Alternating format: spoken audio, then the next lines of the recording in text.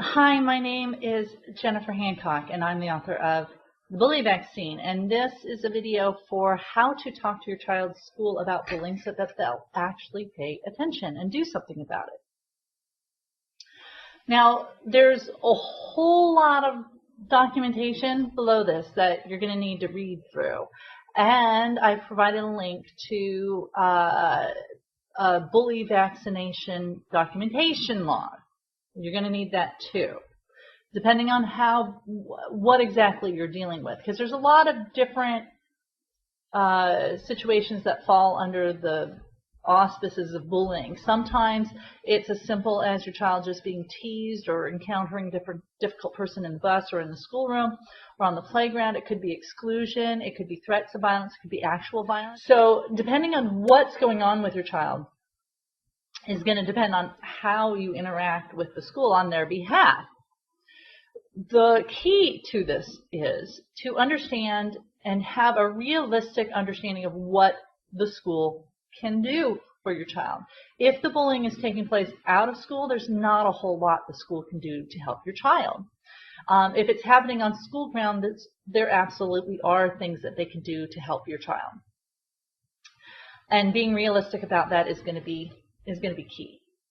Now, the first thing you need to do is, and this is especially true, like if you're just starting out and your child's just having their first experiences with bullying, you're going to want to talk to the teacher, you're going to want to talk to the principal. If it's happening on the bus, you're going to want to talk to the school bus driver and their supervisor and the school, because believe it or not, there's not one group that you report things to. As I talk about in the documentation, a school bus issue can go through 3 different departmental jurisdictions. First, there's the school bus driver, then there's their supervisor, then there's the district transportation coordinator, and then there's the principal, and then there's the school district superintendent.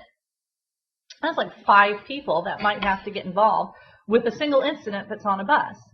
So understanding that a school is a bureaucracy, and it's got the inertia of a bureaucracy, and it's also got procedures in place to handle problems like any bureaucracy. So knowing what those procedures are is going to be key, both at the school and on the school bus and things like that. The second thing you're going to want to understand is that you should never go to a school and say, my child's being bullied. That is not going to get you the response you want. You need to be more specific when you go to a school and use specific language. And I talk about this in the book, The Bully Vaccine, that you need to label it for what it is. Is it teasing? Is it threats of violence? Is it actual violence? Is your child being hit, kicked, having things stolen from them? That's a much more specific thing to be saying to the school than my child's being bullied. It's very easy for a school, even with good intentions, to not take a complaint of bullying seriously in the same way that they might take a complaint of physical assault or battery seriously. If you go and tell the school, my son was just beat up on your school bus, they're going to respond to that differently than my child was just bullied on the school bus. So be very specific about what happened. And this is why I want you to download the documentation log. For every single incident of bullying, you need to log when it happened, where it happened, who did it, what exactly happened using the correct terms for what happened, and who witnessed it. This is really important. Don't omit the who witnessed it part. The school needs this information to be able to follow up on the allegations, to corroborate what your child has said has happened to them, to make sure it really did. Not because your child's lying, but because they have to give everybody due process. They have to assume, they have to look at both sides of the issue to find out what's happening. That's just part of the bureaucracy. Expect it. Don't get offended by it. Work with it, is what I'm saying, all right? Yes, it's annoying to think that someone might be challenging you or your child and accusing you of lying. That's just something they have to do. So just accept it, move on, and work around it by making sure you have the correct documentation. Now, the other thing this documentation is going to do for you is it acts as a bit of a legal document. And this, there's not a principal around who's going to look at a fully documented chronic bullying situation that might have like 150, 200 incidences in a single week and not look at a fully documented list of that and not understand that they have a huge problem on their hands. Right? You go and tell them, oh, these kids are bullying my son, do something about it. They'll go, we'll look into it. And they will. And then nothing will happen and your child will still be bullied. But if you go in with full documentation, the school's going to know that they've got a problem on their hand and they better start addressing it. Otherwise, these documents that you have can be used against them in a court of law for failing to protect your child, because there's laws that govern what they do. So definitely have a documentation log, not because you're expecting it to require, you're not expecting to have to use the legal system to resolve a problem at the school, but if you do, you've got it. So bonus. It helps you talk to the school. You approach the school, assuming the school is going to be helpful, that they're going to be just as concerned about your child's welfare as you are, and mobilize them to help you by providing them with the information that they need in order to help your child. What you don't want to do is assume that all you have to do is report it and this will take care of the problem. You have a responsibility as the parent to help your child cope with what's going on.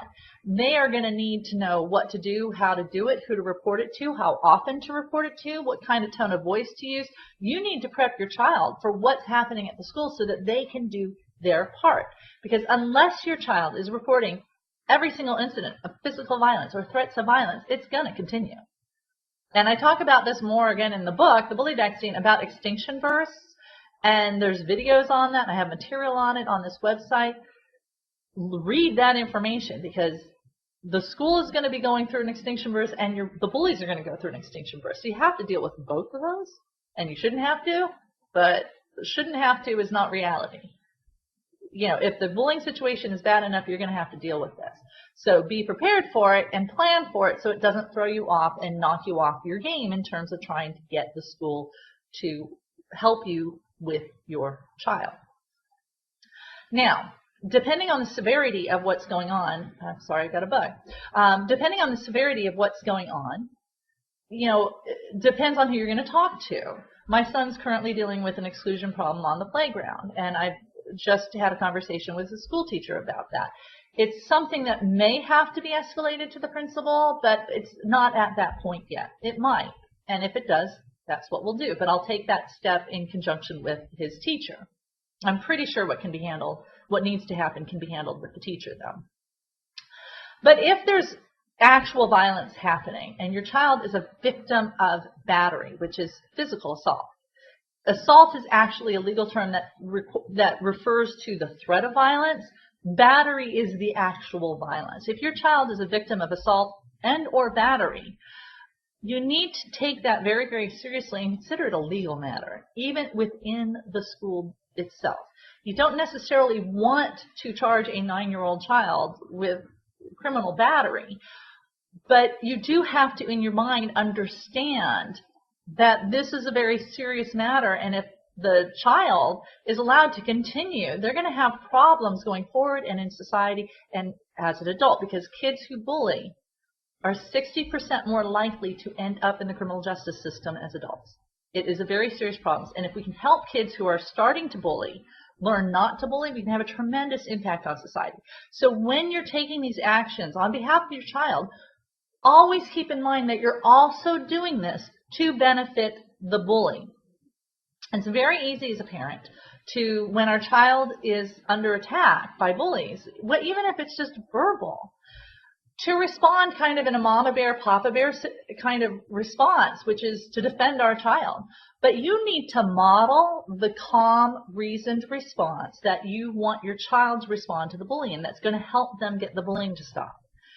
You have to suppress those gut instincts and be rational and calm. And this rational calmness is going to help you as you deal with the school, because the school is looking at you and they're trying to help. But if you're hysterical, they're not going to be as helpful as if you're very calm, cool, and collected and showing compassion for the bully. And I know that seems counterintuitive, but you really need to model this. You need to do this for yourself to be able to be an effective advocate for your child, but also to model the behavior you need your child to do in the face of this bullying. So documentation log, calm, cool response. Approach the school with the assumption that they're going to help you. In the meantime, you have to have a strategy for your child, independent of the school, that's going to address this problem for your child. How can they get it to stop? If it's teasing, how do they get that to stop? If it's threats of violence on a school bus, how do they get that to stop? What do they need to do? How often and who do they report it to? And then they follow up with you so that you can follow up on their behalf. That's what a strategy is. Now, if your child is a victim of a major assault and they required hospitalization, I would bypass all of this. I would let the school know about it, but I would go right to the criminal justice system. I was talking to some people, and they were saying, I have $35,000 worth of medical bills for my child. That's a criminal matter. $35,000 worth of medical bill is not bullying. It's not bullying. It's a criminal incident of battery. And the perpetrators of that are beyond bullying, and they're now in crisis mode. Any kid who is assaulting and battering another child to the point that they require hospitalization is a kid in crisis. And you need to treat it as such and let everybody know we're going to the police with this. We're letting you at the school know that this is happening, but we're going right to the police. And this is not, I don't recommend going straight to the police on minor things like teasing and, the things that are just starting. But if it's pretty major, go right. You need to get the police involved. That's one of your potential escalations. All right, you have the teacher, you have the school counselor, you have the principal, you have the superintendent, you have the whole bus system, and you have the criminal justice system. And most counties and cities have a juvenile justice division, and you can call them up and get assistance and tell them what's going on and get an officer assigned to the case to help you with this. And if it's severe enough, yeah, do that. I had one of my son's very first problems on the school bus was a kid who hit him so hard in the head that his vision went, he got a concussion. His vision went blurry for a few seconds. And when I called the school about it, they told me to contact the police because this kid had been such a problem, and my son was like the 8th kid who was assaulted, that the school was out of options and wanted the criminal justice system involved with this child.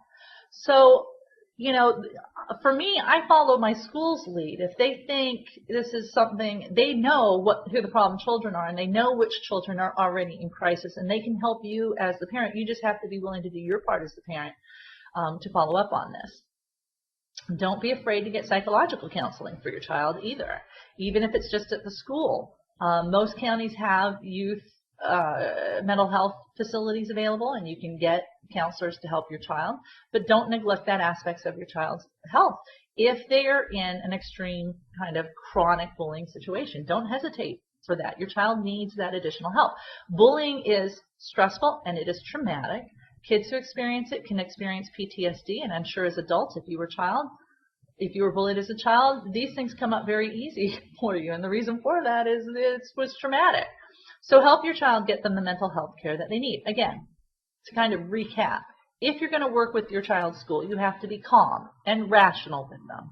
Don't go into mama bear, papa bear mode. Model the calm response you want your child to do with the bullies. Have a plan for your child and for yourself on how you're going to approach solving this problem, including when to escalate if necessary, and have it fully documented. Fully document exactly what's happening and use the right words. Avoid using the word bullying for what's happening. I can't tell you how often I see people and they say, my kid's being bullied, what do I do? And I'm like, I have no idea because I don't know what just happened to your child. Were they threatened with violence? Were they teased? Were they told they have stinky breath? Were they shunned in line? Did they have their fingers smashed in a locker? What exactly happened? Be specific. Use the documentation log and assume that the school is going to help you unless they prove that they're incapable of it. But you also have to have a very realistic understanding of what your role is and what your child needs to do to make sure that the school can help you. You cannot just report this and be done with it. You have to follow up. And at the bottom of this, I have kind of a listing of what follow up means. It means your child has to respond and report every single incident of bullying that's occurring to him, especially if this is a chronic problem. The only way to get the bullying to stop is to be 100% consistent. This has to do with how you reinforce and how often you reinforce. If you let the bully get away with it even one time, they are going to be emboldened and bully more. You have to be consistent. Then the child needs to report this in real time so that the bully knows that they are being reported on, because if it's 2 days later that they find out that they got reported on, that doesn't do the bully any good in terms of getting them to stop. They need to know immediately they are being reported. Immediately. And that's your child's responsibility because they're the ones that have to do this. Then the child, the child comes home, they tell you about it, you fill out the bullying log for that day, you document every single incident, what happened, when did it happen, who did it, who witnessed it, who your child reported it to, so that you can then, that evening, follow up with the school and either email them the documentation log or fax it over to them or drop it off to your contact at the school so that they have that information. Don't wait till the end of the week. Do it right away. Again, consistency and immediacy of response is key if you're going to get the bullying to stop, because if you wait, the bully is going to take that as an I got away with it opportunity, and that's going to embolden them. You want them to know they're never getting away with it. Never. All right? So they're going to be told immediately they're being reported. That evening there's going to be a report, and then you need to follow up with the school every day. What are they doing on the reports from yesterday? What's the consequences that's going on for this child? So that you can communicate this back to your child. Your child needs to know that their reports are not going into a black hole, that there is good reason for them to continue reporting, because in order to get the bullying to stop, the reports have to keep coming. And to do that, your child has to know that these reports are being taken seriously and action is being taken on that. And that's your job. Don't assume the school is going to keep your child informed. It's your job to ask the school what they're doing about the reports you made, so that you can provide that information to your child. And then you sit around and you think, okay, what do we need to change? Is there any changes we need to make? How is the bully changing their behavior in what you're expecting them to do, which is the extinction burst? And how do you need to change your behavior and your child's behavior in response to this? So if your child's being excluded on the playground, they might do the right thing and say, no, you can't exclude me. They're being told, no, you can't play here. They say, I'm playing here anyway, and they start playing. Well, how does the bully respond to them doing that? Maybe they start whining. Maybe they get a group of kids and start threatening your child with violence. Well, how are you going to respond to this escalation? So as the bullies change their behavior through the extinction burst, you and your child have to adjust your response to them. And it's both your response and your child's response. What is your child's responsibility to do, and how are you going to back them up with the school to make sure that these things are taken care of?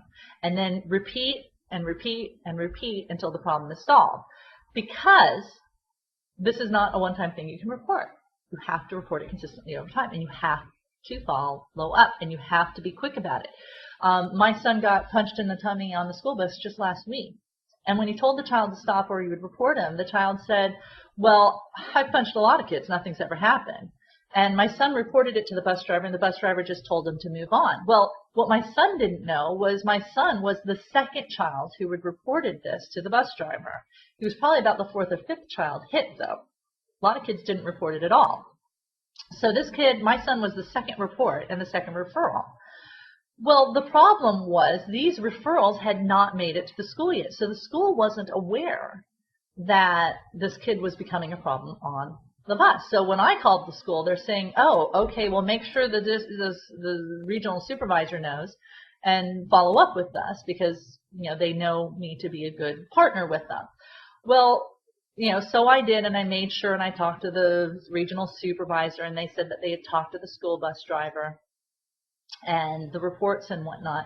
But it turned out that the school bus driver was not being properly supported by the regional supervisor, and the regional supervisor was making excuses. So like the next day, the bus driver thanked me for having made all the calls I made, because this kid was becoming a problem, and it was escalating very, very quickly, because within 2 days, this kid had assaulted, kicked, and hit another child at the school bus stop before they even got on the bus. And the reason they were escalating is because they could.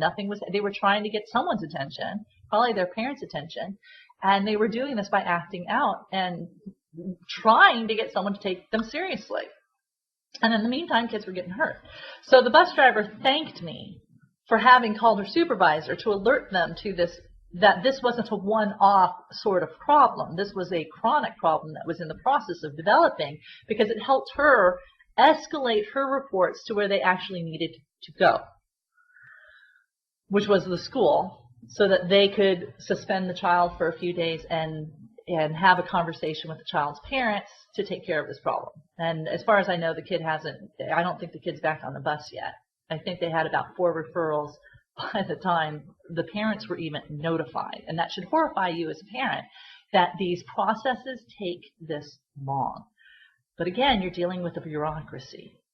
Accept that you're dealing with a bureaucracy and plan for it by being the squeaky wheel that needs the grease and squeaking away until they pay attention to you. And you do that with phone calls and follow-ups, your documentation log, and things like that. And then the last thing I want to tell you is don't give up. If you give up, you tell your child that there's nothing you can do.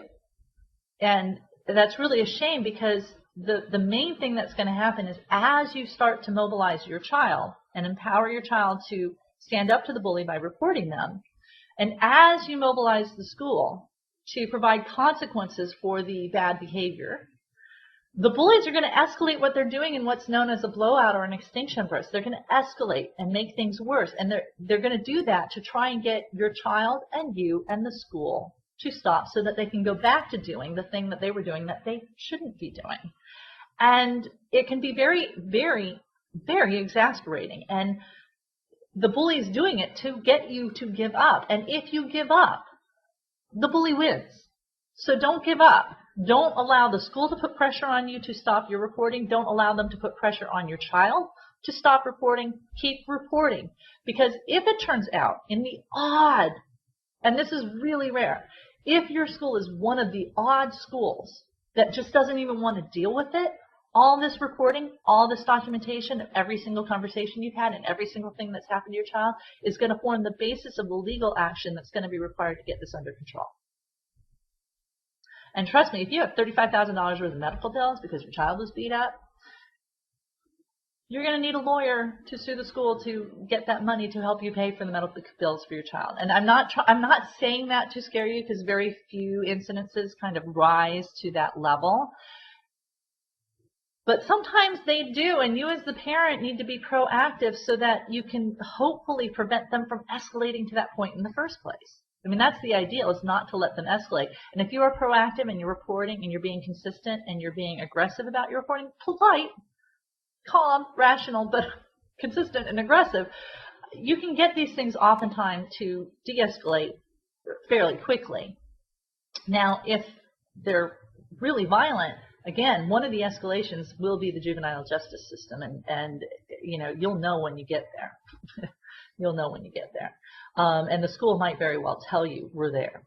All right? Because if your child's a victim of a violent assault, they're not the only ones who have been the victim of a violent assault. And you owe it to your child to take it seriously and pursue legal action if required. You owe it to all the other kids in the school.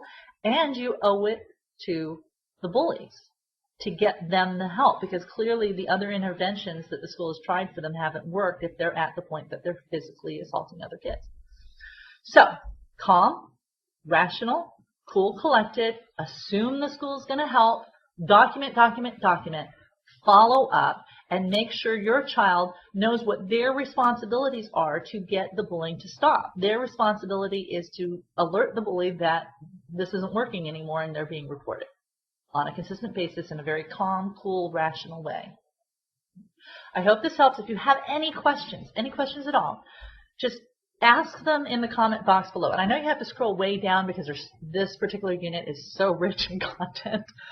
But at the bottom, there's a comment section. Ask your questions there. I promise I will respond to every single comment. And please do ask questions if something wasn't clear, because other people that are coming behind you to read this will benefit from the conversations that we have and learn from them. So let's consider us all in this together, and you know, do your part, ask your questions, and let's get your child the help they need and help other parents at the same time. Thanks so much. Bye-bye.